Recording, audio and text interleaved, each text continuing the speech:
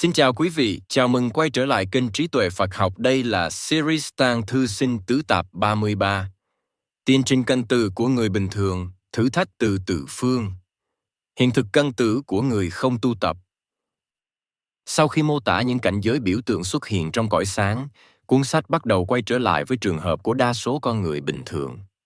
Theo Đức Đạt Lai Lạt Ma, đối với một người bình thường không trải qua quá trình rèn luyện tâm linh hay thiền định lúc sinh tiền, sự chết diễn ra không có sự tỉnh thức. Thay vì theo dõi được từng giây từng phút diễn tiến phân rã của tứ đại, phần lớn con người khi trút hơi thở cuối cùng chỉ thấy mình rơi vào một trạng thái hôn mê sâu sắc, giống như một giấc ngủ dài chìm đắm trong một bức màn trắng trong suốt. Tuy nhiên, định luật nhân quả và các hạt giống nghiệp tích lũy trong tàng thức vẫn âm thầm vận hành, đẩy thân thức bước vào những thử thách định mệnh theo các phương hướng tâm linh. Theo Ngài, vấn đề không nằm ở việc các cảnh giới ấy có xuất hiện hay không. Vấn đề nằm ở chỗ người chết phản ứng như thế nào trước chúng. Đối với một người chưa từng rèn luyện tâm thức, mỗi lần ánh sáng trí tuệ xuất hiện cũng đồng thời là một lần bản ngã tìm cách lẩn tránh. Vì thế, ở giai đoạn kế tiếp, từ thư Tây Tạng mô tả một chuỗi thử thách tương ứng với những khuynh hướng nghiệp lực sâu kín nhất của con người. Thử thách hướng đông, nghiệp si mê và cửa ngõ địa ngục, cuốn từ thư mở ta. Khi màn sương hôn mê vừa chợm mộ, từ phương đông, thế giới diệu hy xuất hiện. Đức Phật Kim Cang Asukubề hiện cầm thân Ngài tượng trưng cho đại viên cảnh trí. Một loại trí tuệ trong sáng như tấm gương hoàn hảo, phản chiếu mọi sự vật đúng như bản chất của chúng. Không thêm bớt, không thiên vị, không bóp méo bởi cảm xúc hay thành kiến. Toàn thân Ngài tỏa ra một thứ ánh sáng màu xanh dương trong suốt, xuyên thấu qua tất cả mọi vật thể trong vũ trụ mà không bị chướng ngại. Nhưng chính sự trong suốt ấy lại trở thành điều khiển bản ngã sợ hãi. Bởi vì điều mà bản ngã luôn muốn làm là che giấu. Che giấu lỗi lầm. Che giấu sự thật. Che giấu những điều nó không muốn đối diện. Trong khi ánh sáng trí tuệ lại có bản chất hoàn toàn ngược lại. Nó phơi bày mọi thứ, không để lại bất kỳ nơi nào để lẩn trốn. Vì vậy, cùng lúc với ánh sáng của trí tuệ, thần thức cũng cảm nhận được một lực hút khác. Đó là những hình ảnh mở được tượng trưng cho vô minh và đau khổ. Theo cách diễn giải của cuốn sách, đây chính là cánh cửa dẫn về cảnh giới địa ngục. Điều quan trọng là không có vị thần nào đẩy ai vào địa ngục cả. Chính tâm thức tự lựa chọn. Hay nói đúng hơn, nó bị hút về nơi phù hợp với khuynh hướng quen thuộc của mình. Một người đã quen sống trong si mê, quen trốn tránh sự thật, quen đổ lỗi cho hoàn cảnh, quen bảo vệ các quan điểm bảo thủ và kiến chấp sâu dày của bản thân, thì khi đối diện với ánh sáng của trí tuệ, họ thường cảm thấy bất an, giống như một người quen sống trong bóng tối đột nhiên bị đưa ra giữa ánh nắng chói chang. Phản ứng đầu tiên thường là vô cùng sợ hãi, không dám nhìn thẳng vào ánh sáng trí tuệ mà muốn quay trở lại nơi quen thuộc. Đó chính là điều mà tú thư Tây Tạng gọi là sự vận hành của nghiệp sĩ mê. Không phải một bản án từ bên ngoài, mà là xu hướng tự nhiên của tâm thức. Nó chạy trốn khỏi điều giúp mình giải thoát và tìm đến điều khiến mình tiếp tục bị giam giữ. Theo Ngài, đây là thử thách đầu tiên mà người chết phải đối diện. Một thử thách giữa ánh sáng của sự thật và màn sương khói xám đực của vô minh.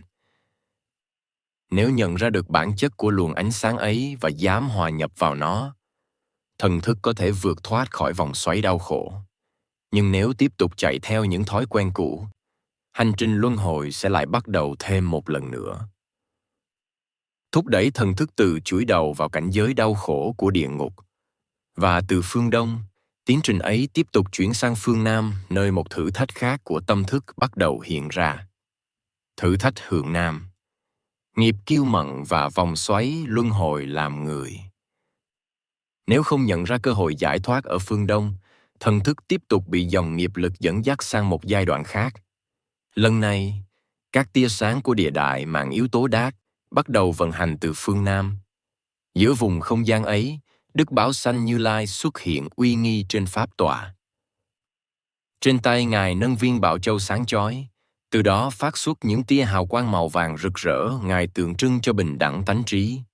Đó là một loại trí tuệ nhìn thấy sự bình đẳng nơi mọi chúng sinh. Không còn cao thấp, không còn sang hèn, không còn hơn thua, không còn những so sánh mà bản ngã vẫn thường tạo ra. Vì thế, ánh sáng của Đức Bảo Xanh được mô tả như một luồng hào quang màu vàng rực rỡ, trang nghiêm, bao la và đầy phạm tính của sự viên mãn. Thoạt nhìn, người ta có thể nghĩ rằng bất kỳ ai cũng sẽ bị thu hút bởi ánh sáng ấy. Nhưng Tứ thư Tây Tạng lại đưa ra một nhận định rất khác. Điều khiến con người đau khổ không chỉ là tham lam hay sân hận, mà còn là lòng kiêu mạn. Bởi kiêu mạn luôn cần sự phân biệt. Nó cần một người thấp hơn để cảm thấy mình cao hơn. Nó cần một người kém hơn để cảm thấy mình giỏi hơn. Nó cần một đối tượng để so sánh và khẳng định giá trị của bản thân. Trong khi bình đẳng tánh trí lại xóa bỏ toàn bộ những ranh giới ấy, và đó chính là điều làm bản ngã bất an.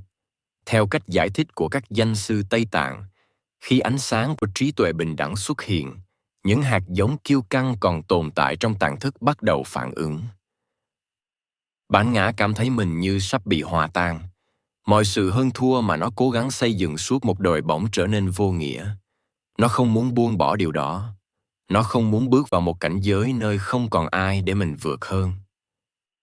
Vì vậy, thay vì hướng về ánh sáng vàng chói lọi của trí tuệ, thần thức lại bị hút về một luồng ánh sáng dịu hơn. Một lớp ánh sáng màu xanh lá cây mở đục tượng trưng cho cảnh giới của loài người cũng đồng thời xuất hiện.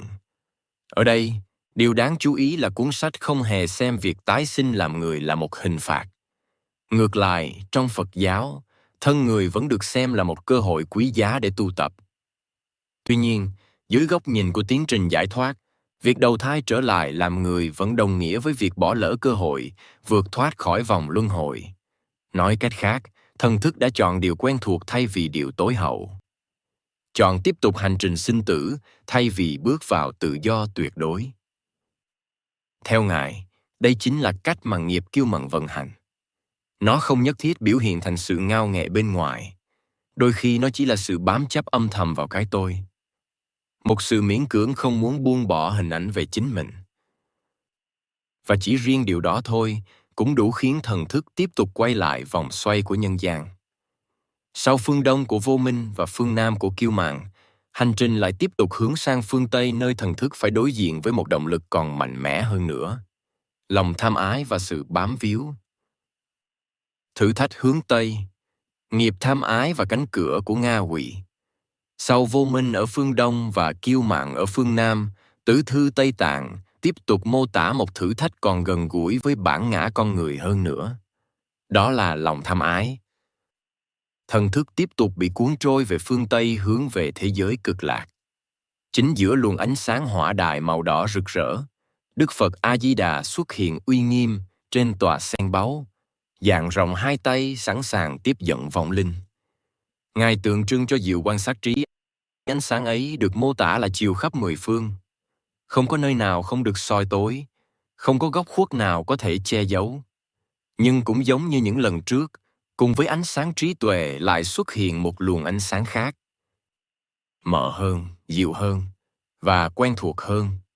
Một thử thách tâm lý đáng sợ khác lại đồng thời diễn ra. Một lớp ánh sáng màu nâu đục, xám xịt tượng trưng cho cảnh giới của Nga quỷ cũng xuất hiện. Đối với một người bình thường cả đời sống trong thế tục, các nghiệp lực của sự ích kỷ, lòng tham lam, sự keo kiệt và thói quen lọ thâu tóm, tích lũy tài sản vẫn còn bám chặt trong tàng thức. Nếu ở phương Đông, bản ngã bị thử thách bởi sự thật. Nếu ở phương Nam, bản ngã bị thử thách bởi sự bình đẳng. Thì ở phương Tây, điều bị thử thách chính là sự bám víu. Bởi nhìn sâu vào bản chất của tham lam, các danh sư Tây Tạng cho rằng nó không đơn thuần là ham muốn tiền bạc, mà là tâm lý không muốn buông, không muốn mất, không muốn rời xa bất cứ điều gì mình yêu thích. Tài sản, danh vọng, các mối quan hệ, những ký ức đẹp, những dự định còn dang dở, thậm chí là chính thân thể này. Tất cả đều có thể trở thành đối tượng của sự chấp thủ.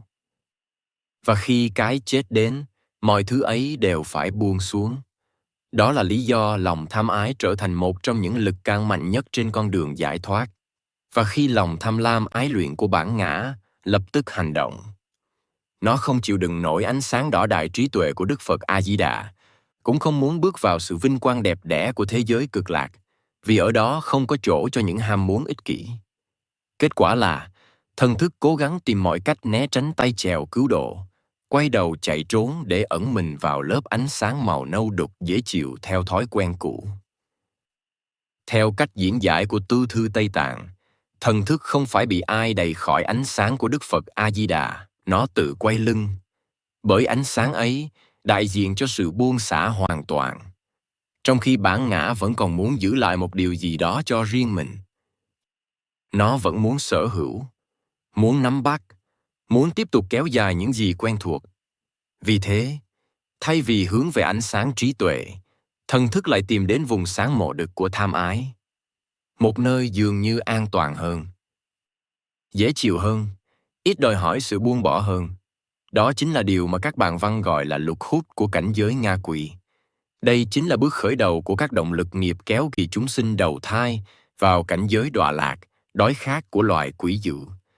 Một chu trình khép kín của sự vô minh và tái sinh không lối thoát. Và rồi hành trình lại tiếp tục sang một phương hướng khác, nơi thần thức phải đối diện với một động lực sâu xa nữa của bản ngã. Sự ganh ghét, cạnh tranh và khát vọng chiến thắng. Thử thách hướng Bắc, nghiệp đố kỳ và cõi luân hồi Atula. Sau khi đi qua những thử thách của vô minh, kiêu mạn và tham ái, thần thức tiếp tục tiến đến phương Bắc. Đây là một trong những cửa ải cuối cùng. Lúc này, các tia sáng của phong đài mang yếu tố gió bắt đầu vận hành mạnh mẽ. Từ phương Bắc, thế giới diệu hành diễn sắc hiện. Đức Phật Bách Không Thành Tựu xuất hiện oai nghiêm. Trên tay Ngài nâng một cây chày kim cương sống chày hình chữ thập. Toàn thân tỏa ra luồng tinh quang màu xanh, lục chói lọi, rực rỡ và vô cùng mạnh mẽ. Ngài tượng trưng cho thành sở tác trí. Đó là loại trí tuệ chuyển hóa mọi hành động thành phương tiện giác ngộ. Không còn do dự, không còn mâu thuẫn, không còn sự chia rẽ giữa điều mình biết và điều mình làm. Mọi thứ trở nên hài hòa và trọn vẹn. Nhưng cũng giống như những ngày trước, bên cạnh ánh sáng trí tuệ lại xuất hiện một luồng ánh sáng khác, mở hơn, tối hơn, và gần gũi với tập khí của con người hơn. Một lớp ánh sáng màu xanh lục tham tượng trưng cho cảnh giới của loài Atula hay cõi thần phi thiên cung đồng thời xuất hiện. Nếu ngạ quỷ tượng trưng cho lòng tham không đáy, thì Atula tượng trưng cho một dạng khổ đau khác.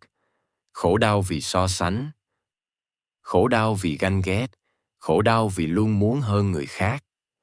Trong kinh điển Phật giáo, Atula thường được mô tả là những chúng sinh có phước báu rất lớn, có sức mạnh, có quyền lực, có nhiều điều kiện thuận lợi, nhưng lại không có sự an ổn. Họ luôn sống trong trạng thái cạnh tranh, luôn cảm thấy có ai đó đang hơn mình, luôn muốn tranh giành vị trí cao hơn, và chính tâm lý ấy trở thành nguyên nhân của đau khổ. Theo cách giải thích của các danh sư Tây Tạng, khi ánh sáng của Đức Bích Không Thành Tựu xuất hiện, những hạt giống đố kỵ tâm lý ganh ghét, tắc độ, gian tục, ti hiệm và do dự chất chứa trong tàng thức bắt đầu thức dậy. Bản ngã cảm thấy khó chịu trước sự hoàn hảo của trí tuệ. Nó không muốn chấp nhận có một điều gì đó lớn lao hơn chính mình, không muốn cúi đầu trước sự thật, không muốn buông bỏ nhu cầu phải trở thành người chiến thắng. Vì thế, thay vì hòa nhập vào ánh sáng trí tuệ, thần thức lại tìm đến luồng ánh sáng tối hơn của cảnh giới Atula. Đó là một lựa chọn quen thuộc, một nơi mà bản ngã vẫn còn được tồn tại, vẫn còn có thể cạnh tranh, vẫn còn có thể khẳng định chính mình. Nhìn dưới góc độ tâm lý học, đây là một nhận xét rất sâu sắc của Tứ Thư Tây Tạng. Bởi phần lớn sự ganh ghét không xuất phát từ việc người khác làm hại ta. Nó xuất phát từ việc người khác thành công hơn ta, hạnh phúc hơn ta, được công nhận hơn ta, và bản ngã không chịu nổi điều đó. Cho nên nó luôn muốn so đo, luôn muốn hơn thua, luôn muốn chứng minh giá trị của mình. Theo Ngài, Chính khuynh hướng ấy tiếp tục kéo thần thức quay trở lại vòng luân hồi. Không phải vì có ai trừng phạt, mà vì tâm thức vẫn chưa sẵn sàng buông bỏ cuộc chơi cạnh tranh của bản ngã. Đến đây, 5 ngày đầu tiên của cõi sáng đã lần lượt phơi bày những động lực sâu kín nhất của con người. Vô minh, kiêu mạn, tham ái, đố kỵ. Mỗi lần ánh sáng trí tuệ xuất hiện là một lần cơ hội giải thoát được mở ra, nhưng cũng là một lần bản ngã tìm cách lẩn tránh. Thần thức thiếp đi, kích hoạt hạt giống đầu thai.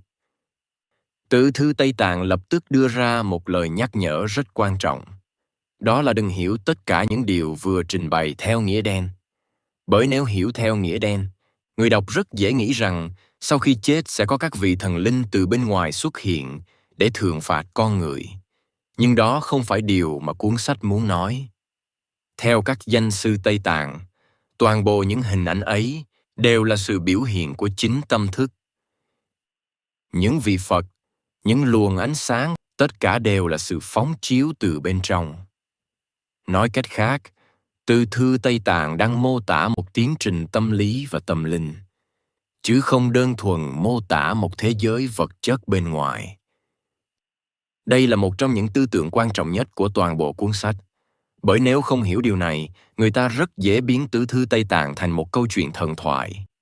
Trong khi các danh sư lại muốn người đọc nhìn sâu hơn vào bản chất của tâm thức. Xin cảm ơn quý vị đã đồng hành cùng kênh Trí Tuệ Phật Học. Xin chúc quý vị luôn mạnh khỏe, an nhiên giữa đời thường. Hãy nhấn like và subscribe kênh để không bỏ lỡ những nội dung hữu ích tiếp theo nhé.